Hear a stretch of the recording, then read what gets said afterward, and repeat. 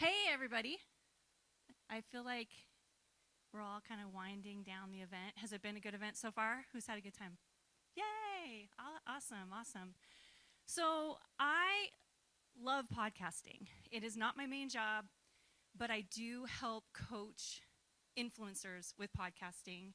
And I even judge high school, college, and junior high Business Professional of America, state and national events around podcasting. So I love it. I do training throughout the year for the kids because, well, mostly I'm from Montana.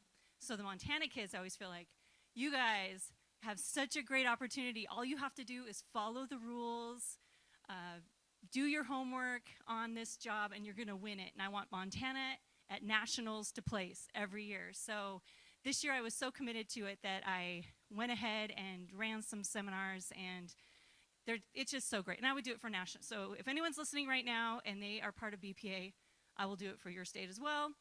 But I do have a near and dear place in my heart for my home state of Montana. So what got me into podcasting originally, in my old life, I always say I kind of have my old life and my new life. In my old life, we lived in Northwest Washington, and my husband and I, we got married at 23. He was in real estate, and his folks were in real estate, and grandparents on both sides were in real estate. My family, I had a mailman dad and an insurance agent mom, so we were very, we're not entrepreneurial. It was very, get their job, go to work, get their paycheck, go home. And anything out of that was like, whoa, that's scary. Like, we don't want to do that.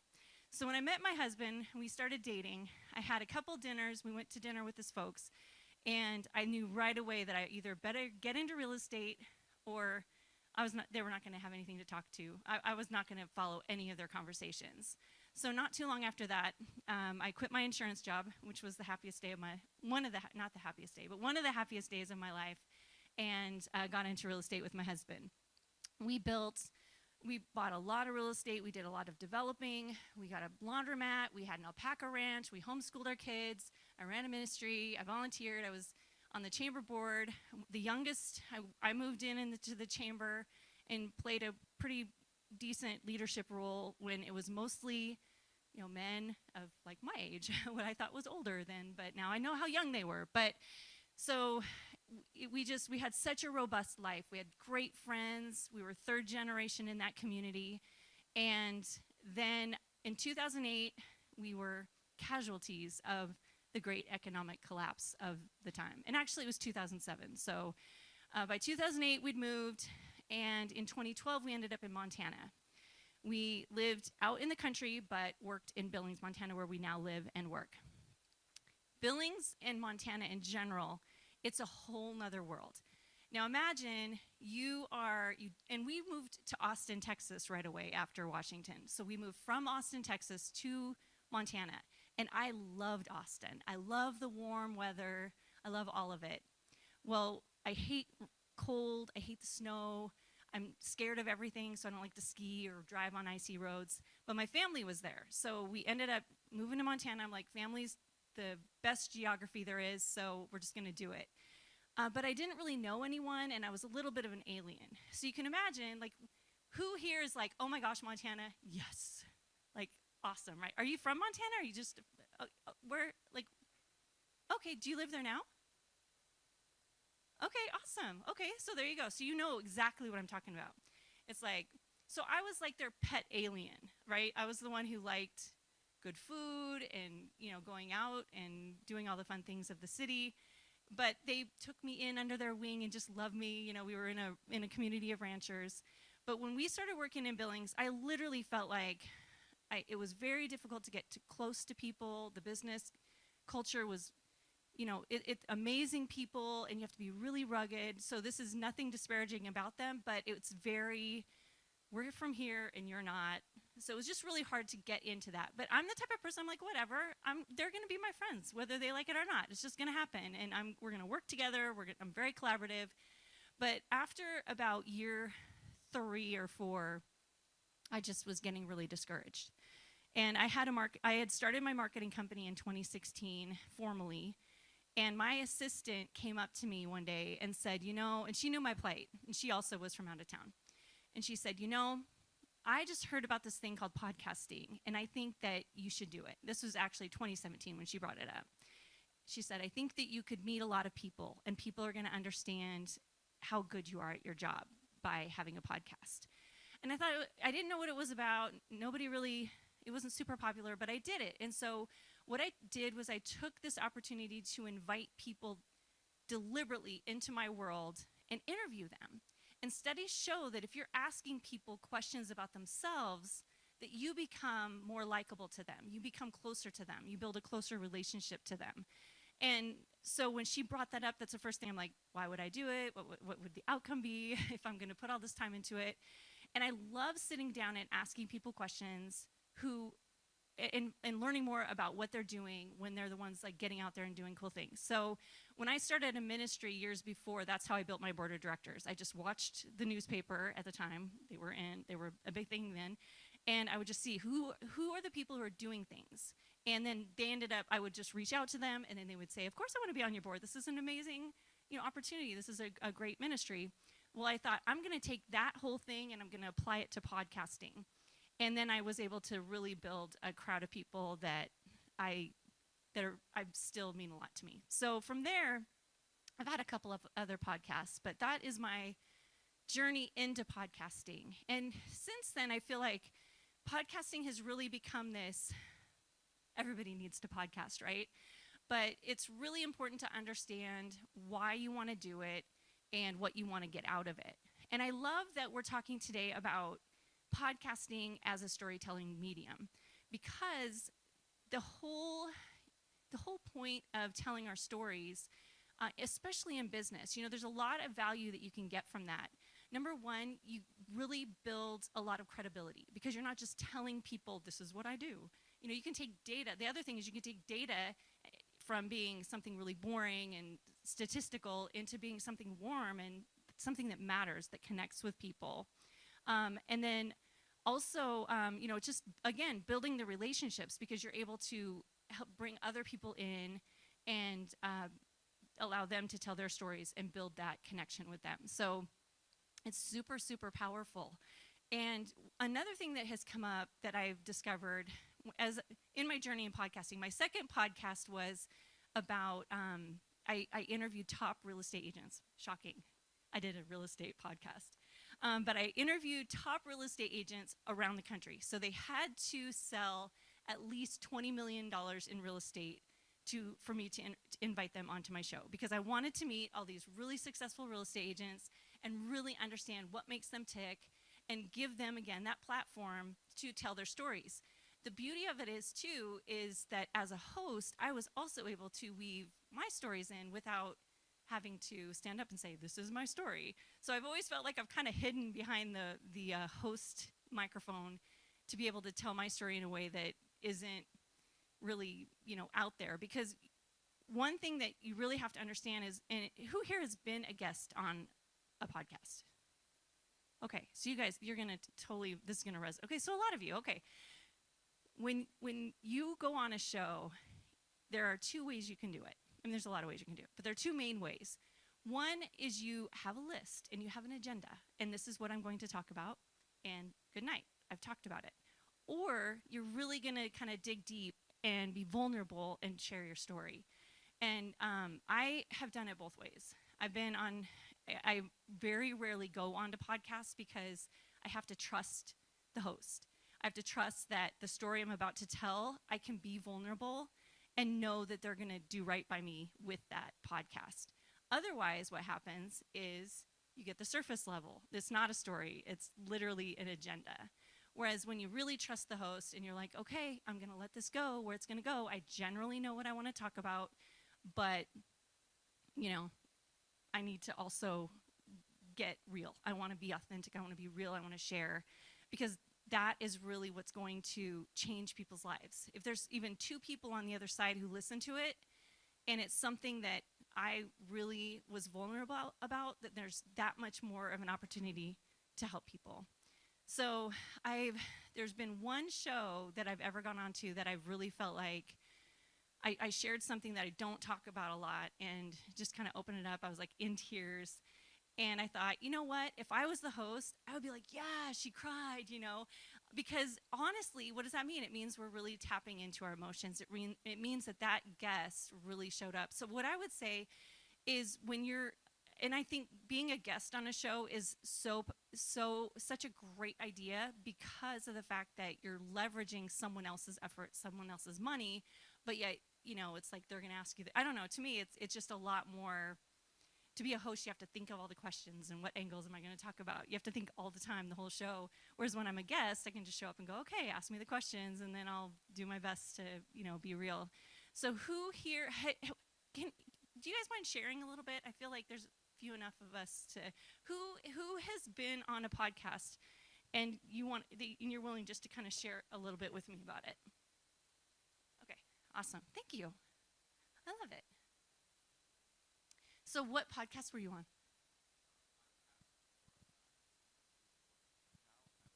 Asked to talk about my experiences working at PayPal. It was long ago, before all the famous people, after all the famous people had gone. So like before presidents became presidents on a podcast, like before that? Yeah. So right, I was there from 2006 until 2012. Okay. Yeah. Okay. So would you say that on that episode did you have to like get vulnerable about anything?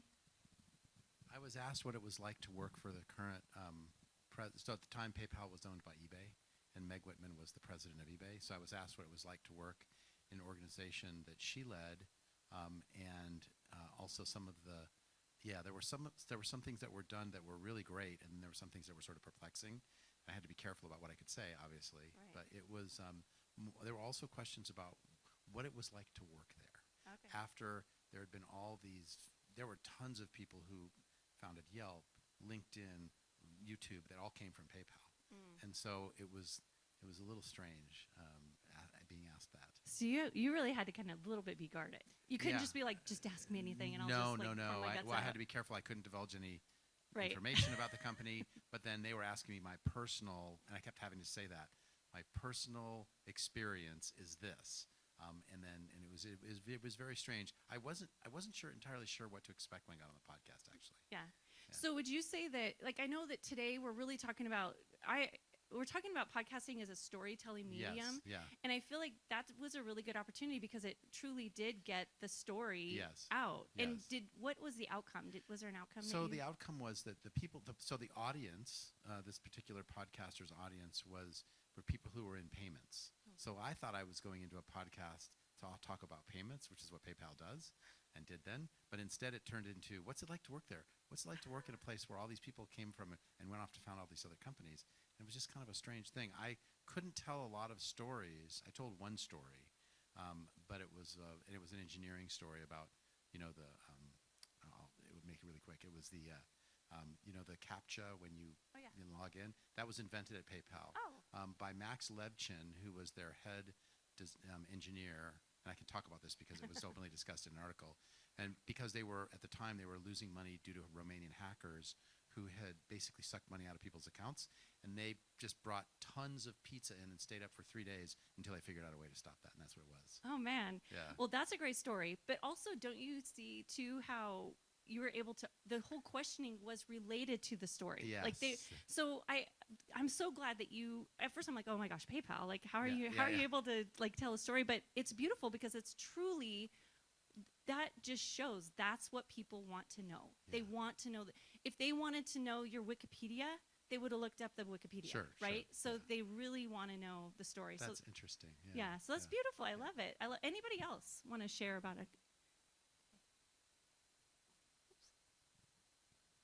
So what podcast were you on? I was recently on the Second Degree Society podcast, which was hosted by a well-known coach, and I was a guest there. And so I talked about corporate communications.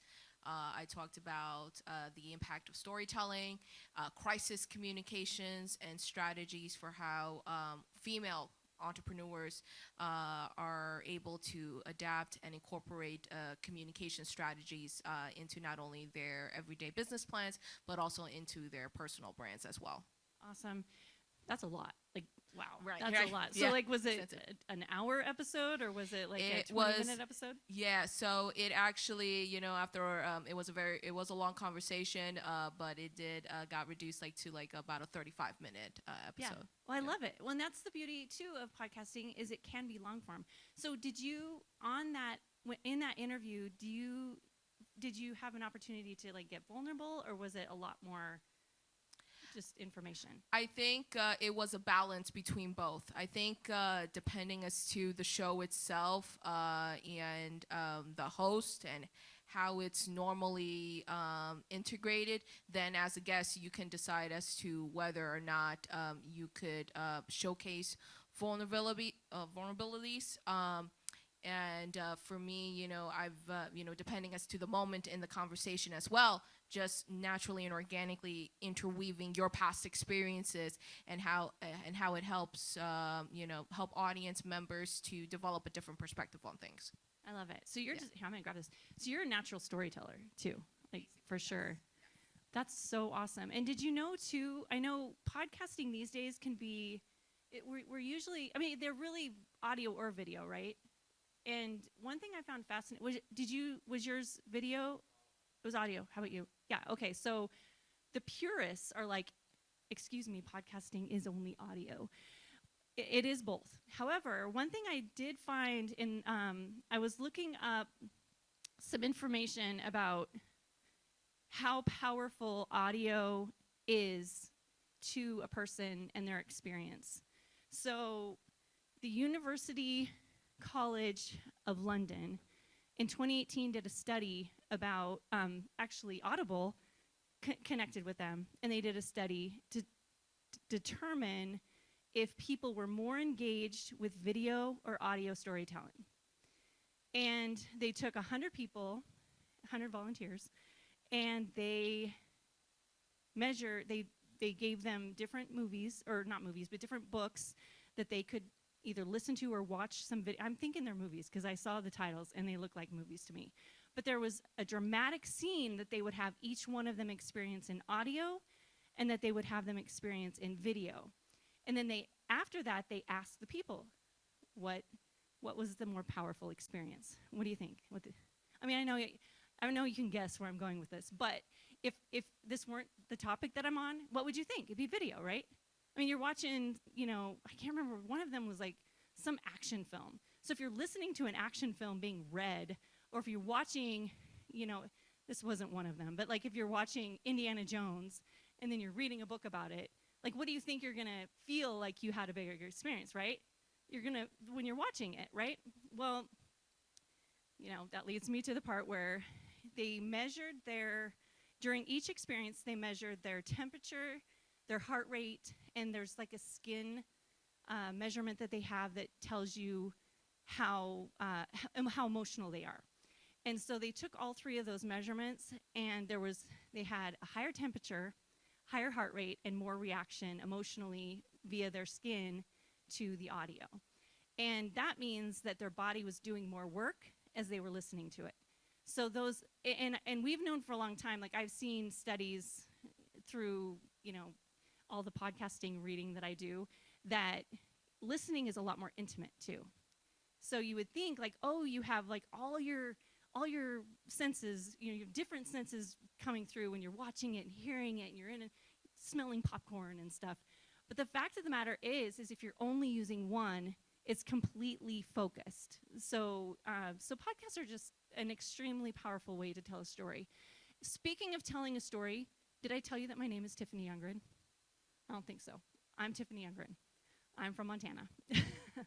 I love podcasting, and I'm really a real estate investor. So I do coach podcasters as well as, judge the youngins on how they're doing their podcasting. And also, what is the time? Like, where are we at with time? 4:15. So we're like 15 minutes? Is that true? Okay, cool. So, yes, so that is my name, and that is what I'm doing. Who has wanted to have a podcast but has been nervous about starting their own podcast?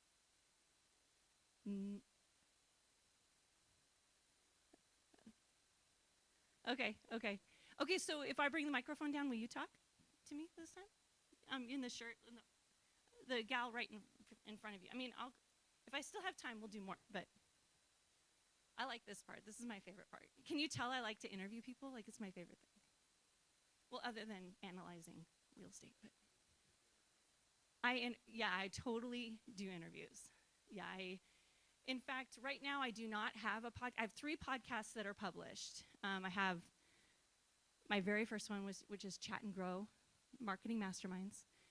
I probably had, 11 episodes, a lot of Billings people, also Neil Patel, and that was I cut my teeth with. I leave it out there just because it's like, wow, look where I started, The second one was called Breakaway Agents. That was the one where I interviewed real estate agents that I told you about. They were high performers. I got to meet a couple famous football players. I got invited to Nampa, Florida, to present at England Voker's franchise partners. And that podcast, I published 50 episodes, mostly because I had to.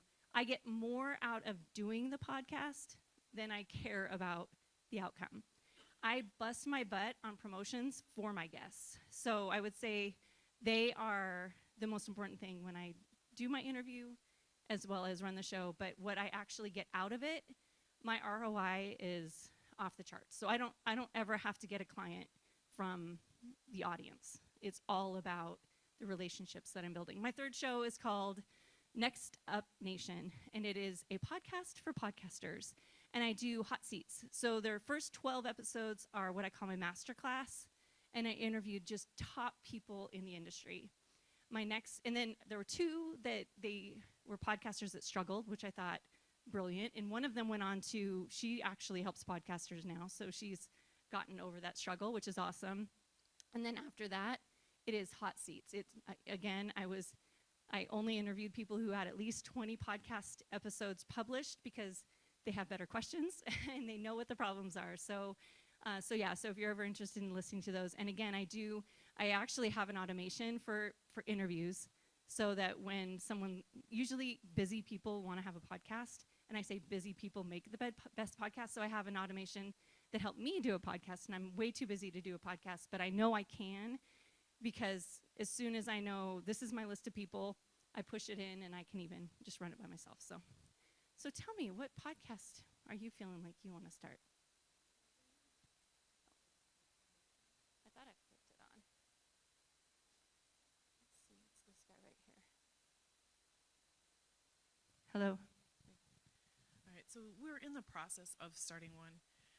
We have a curriculum business where we publish curriculum focusing on soft skills. That's study skills, executive function, social emotional learning. And so all of the content that we have put in our materials with curriculum would make excellent podcast content. So it's just a matter of we've got a lot of the pieces in place and just continuing to put a couple more pieces together and sitting down and recording. So kind of recordings that you want to kind of take and add like a beginning and an end, and here's the content in the middle kind of thing? Right, yeah. And probably will be open to guests at a certain point, but not dependent on interviewing people. Right. Okay, I'm not here to talk anybody into or out of anything, but I will say that I'm really deliberate about the fact that I do have episodes where it's just content, where I'm like, okay, look, this keeps coming up. I'm going to create an episode to answer these questions that keep coming up. But when it comes to, like, I say I don't care about the audience, but I truly do care about the audience. And having multiple like just today, I'm like, I don't want to stand up there. Like, this was a fireside chat, right? But I thought, well, I'm getting my fireside chat, and when you're able to talk to people, it's super interesting to the audience versus, otherwise, Right. Packaging it as a training or a membership kind of platform, I think, or even, and that might be a good route to go as well. But I'm sure it'd be amazing either way. But and one thing that you could do is, not that you're asking for my advice, but one thing, if you wanted to incorporate interviews, is to grab, a group of content that is similar, and then interview some people that either ideally who are have the same audience but aren't direct competitors. Right. I'm the type that do direct competitors. Like I love, I'm just weird like that. But and then present, dribble it in with the, recorded content. But Right. Understood. anyway, sorry for the unsolicited advice. But No problem. thank you so much, though. Yay! Let's clap, clap, clap. Okay. Did you want to talk about who wants to do an interview-based one? Because that's totally my specialty, and I don't want to walk around and go, "Oh, you really should do an interviews-based." Nobody? Do you? Considering it? Okay. What's the concept? So the keynote that I gave here a couple days ago was about critical thinking. And this was kind of a test for us as a company because we have basically a consulting firm that offers consulting resources at a fractional cost. So people who work part-time as 1099 consultants, C-level team members, etc. And so we thought critical thinking is one of the things that separates us from everyone else because our team members are great at critical thinking. So we put together a presentation to see if it would resonate, and it did. So now the question is, what do we do? Because we can tie it to our business on the web, which we've done. We can put it in our messaging, which we're doing. But then there seems to be more opportunity. We can take the presentation, write a paper or an article, get it published, blah, blah, blah, all that kind of good stuff. But it almost seems as though you could talk about this topic endlessly over a wide variety of areas and interview people who are experts, which we are not in critical thinking. I mean, we are within the context that we've learned a lot about it, and we use it in our business, but there are academics and there are many people who, that's their life. It doesn't have as much traction as I think it deserves. And so we're sort of thinking about that. That's just some of the early ideas. I love that. And I love it when people grab something that you're like, because if you went out and said, "Hi, I'm going to do a podcast about critical thinking," and everyone's just like, What does that mean? what does that even mean? Yeah. And doesn't sound like something I want to do on a Saturday. Right. It's just flip on the podcast. But what you said was so true. It's like, but really when you talk about it, do you know what really makes it interesting is when two people who are super nerding out about it and love it, and someone who's curious about it and wants to know more about it, and someone who's already knows a lot about it, and then they get to talk about it. It's super interesting. Like, you want to be a fly on that wall. Interesting. I have a friend she's from New York City. I met her through Breakaway Agents. She's become a good friend, and she likes to talk about brainy stuff, right? And she can't articulate that because she's super smart, so she uses a lot more dictionary words than I do. But she loves to talk about philosophy and really kind of off-the-wall things that people that she hangs out with talk about. I mean, she's a luxury real estate agent in the middle of Manhattan, and she's got all these, academics as well as, what do you call them? Like, see, I can't even use regular dictionary words. But they're eccentric, right? Okay. So they're eccentric, they're super smart, and those are the kind of people she likes to talk to. I want to be a fly on that wall. You know what I mean? And you don't have to be a genius to do that. And that's how you get traction, is you get people excited about it who maybe hadn't thought that would be exciting. Interesting. I talk about SEO, so Okay. I Well, understand. Like, that's I have the interesting same problem. I'm like, hey, you want to talk about SEO? They're like, no. And not from you. Because I'll be like, and then did you know the meta tags that, they're like, no. So Interesting. Yeah. Well, the idea is still forming, so we're just kind of batting it around. But thank you. That's good advice. yeah, good. Yeah. Good. I love it. And what's your business? I'm sorry, I missed your thing. So what, the name of our company is Fidecio. Okay. Fides, it's derived from the word fides, which in Latin means trust, honor, and faith. So we're really consultants who get credibility quickly. We started off as a consulting company, and then in 2022, we suddenly found that all our clients wanted fractional resources to do things. Couldn't hire a chief information security officer because it was too expensive. A nonprofit can't afford to hire people full-time, so they need people who are really good but who can work part-time, and that's basically what we started doing. awesome. Oh gosh, thank you so much. Okay, so I feel like I was super selfish and asked all the questions. Does anybody here have any questions for me before we wrap? Yeah. No. Yes, of course. In fact, I feel like y'all should get credit on this talk because you helped a ton. There you go. My question is, do you compensate people on your podcast, or are they just interesting people or about a subject and you say, hey, I got an interesting thing we can talk about, let's do a podcast? I don't know how you get rolling with it? I love it. That's such a great question. So usually I have some kind of vision as to what I want to get out of a show, and then I have a vision of this is the type of people. So for example, I had people from Billings or people from marketing and from my town that I wanted to get to know. Then I had, okay, I want to meet all the top real estate agents. And then what I do is, no, I don't ever, you know what they get compensated with? I pay for the podcast. I put time, sweat, and tears, and I'm tired at the end of the interview because I put my whole self, like when we talk about being vulnerable, I put my whole self in there to ask them questions.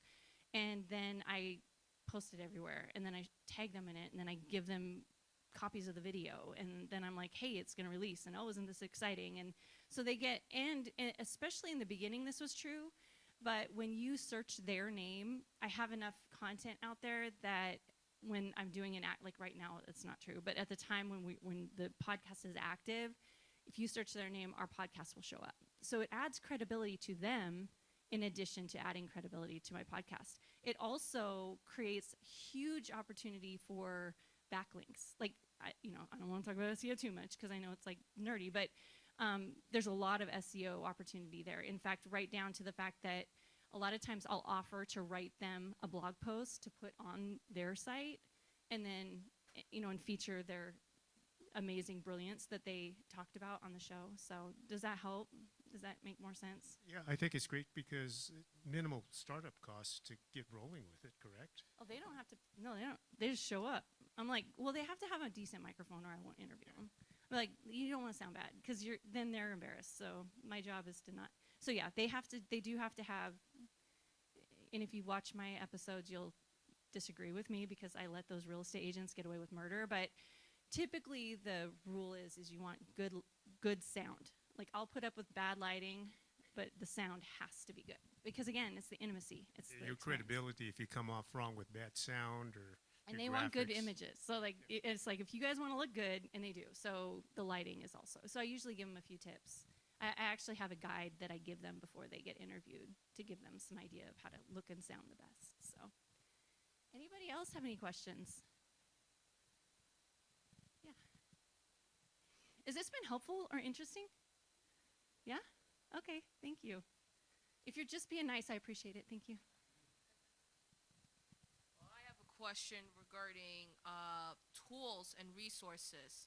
So what tools would you recommend to people who want to either launch their own podcast or those who already have one but want to further amplify their footprint? Okay, I love it. So with this is kind of a question that there's not just one answer to. It really starts in one place and goes to a whole nother place.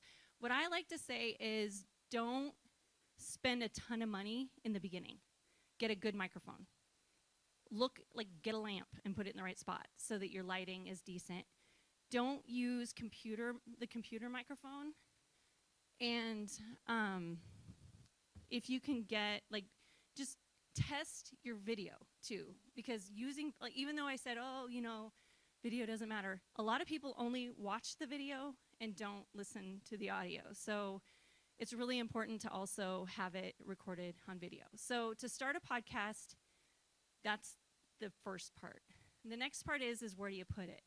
And that's the hosting side of it. So where do you put it out there so that it's fed out to all of the podcasts? And that, personally, I use a company called Captivate, and it costs money. A lot of people want to go with a free. I do not like advertisements in my podcast ever. And so to do that, if you're not paying for something, you are the product. So I always pay to get it hosted. What I like about Captivate is they have this dynamic way where you can change the intro. You can put in calls to action in the middle of your show, and then you can change them out. So if one day and I do this all the time, I'm like, my new giveaway is this, and I love it, and I want everyone to know it. And so then I can just swap that audio out in my show. So in the beginning, I would and honestly, even before that, I have a thing called, in fact, if you guys get, I can go on, let's see here. What's the best? I want you to, if you're interested in this at all, just grab me at the end of this. But I have a thing called the blueprint, the podcast Hostmaster blueprint, and it has like a planning guide. Your plan is everything. Like, I don't like wasting time, and if you're going without a plan, it's a total waste of time. Like, you're just doing it because you want a podcast, not be, you really want to know what you're going to get out of it, and then you want to create a blueprint to make sure that that happens. So, is that helpful? Okay, awesome. Well, I am just going to kind of wrap this up with this.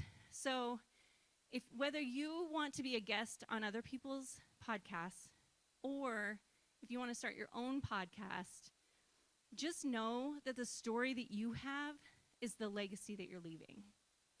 And there's a quote, I'm just going to bring this. I usually do this I actually have a talk. This was not my talk, but I do have a talk that I do, and I talk about leaving a legacy with a podcast. And I hope nobody's offended, but like, I love Jesus. Like, that's just my thing.